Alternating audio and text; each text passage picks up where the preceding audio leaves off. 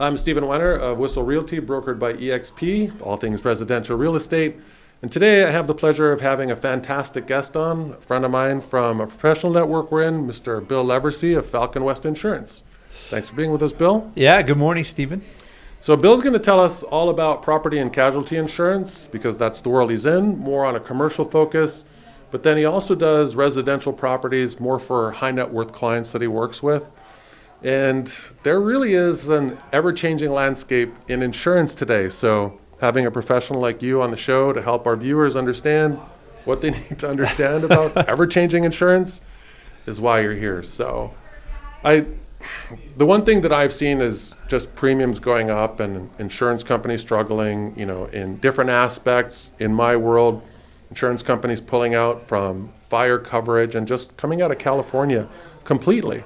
So for our viewers that might not really understand insurance at all, what are some of the big topics that are talking points for you or just things you really want to educate people around? Great. That's a great way to launch off. And let me start off with insurance is tough. Yeah. People don't understand it and people don't want to understand it. So it's a great place for someone like me to come in and help serve, educate, have people understand what they're purchasing, how it works. As you mentioned, it is a confusing and often misunderstood industry. People think it's a black box as far as how underwriting goes or how premiums are determined.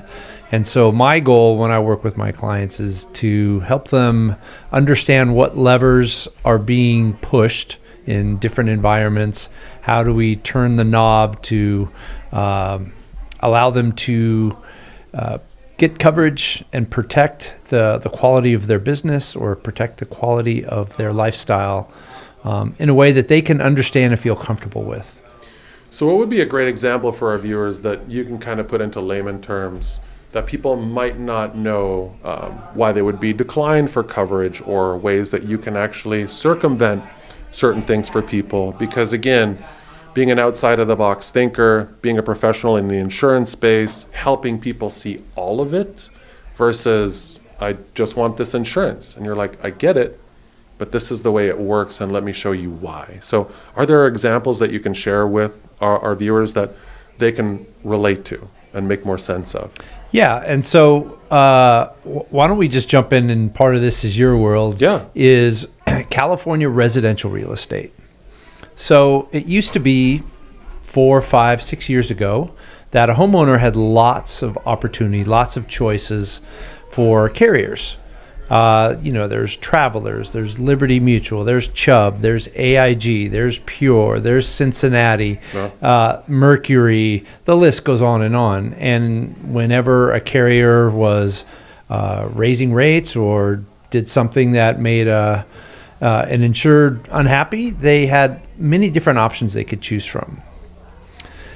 Then what happened was a lot of catastrophes happened not only in the state of California, yet nationwide. So you could think, I think it was 2017 when Houston endured massive floods. Right? Was that from the hurricane? It's from hurricane. It's being close to the Gulf of Mexico and the relative elevation. It was a catastrophe, right? A natural disaster. There's been a number of hurricanes in the last 5, 6 years that have devastated property, which in turn affects insurance carriers, even if you're on the other coast. And you might wonder, well, how come that is? An insurance company is no different than somebody who's carrying a personal portfolio. They're going to have, except they're not carrying stocks, they're carrying insurance policies. Sure. And when you have a massive hit to your portfolio, like a natural disaster, you need to make up for it in other parts of your portfolio. Yeah. And so California, you may recall the big fires that happened up in Paradise, California, up in the Napa Valley, that region. Yep. Massive devastation. Many people were underinsured.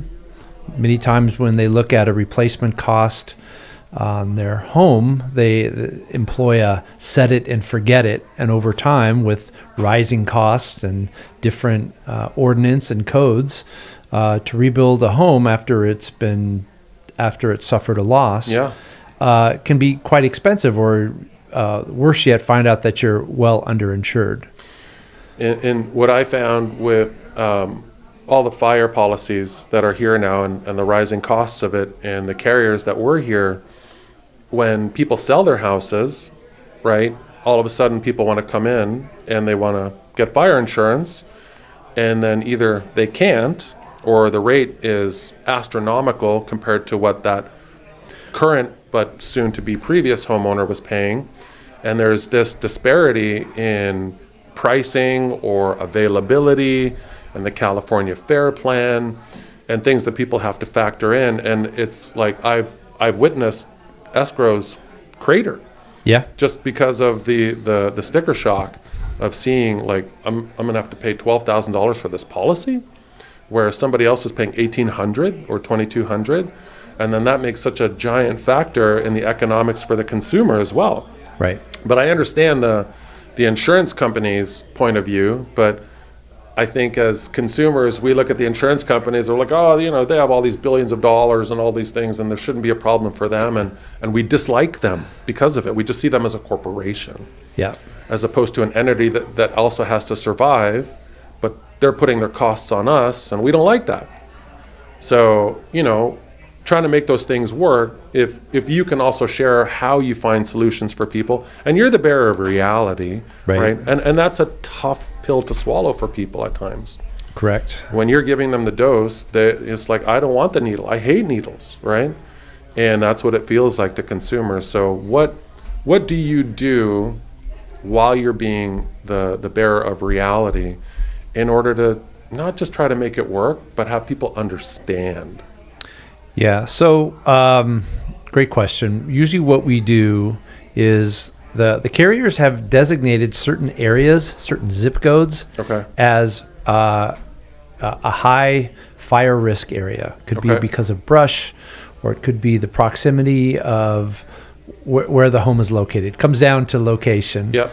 And it's been determined by many different carriers that this is it's a high risk. It's like looking at a stock and saying, well, this is a new technology. It's high risk. Sure. And then once it gets labeled, it's hard to reverse that. So what we do is help people understand that it's about location. It's about a function of what's happening in the industry. There's many carriers that have pulled out of California. AIG, that's a household name. They've pulled out of California. Yep. There's another high value carrier called Cincinnati. Cincinnati's pulled out of California. Yeah.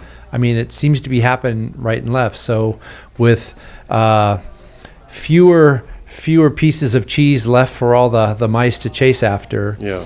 and with a rising premium environment, everyone's going to look to shop, right? And If they can. if they can. So in our world, there's two groups of insurance carriers. So I'm a broker. So what that means is I am not beholden to any one insurance company. Right.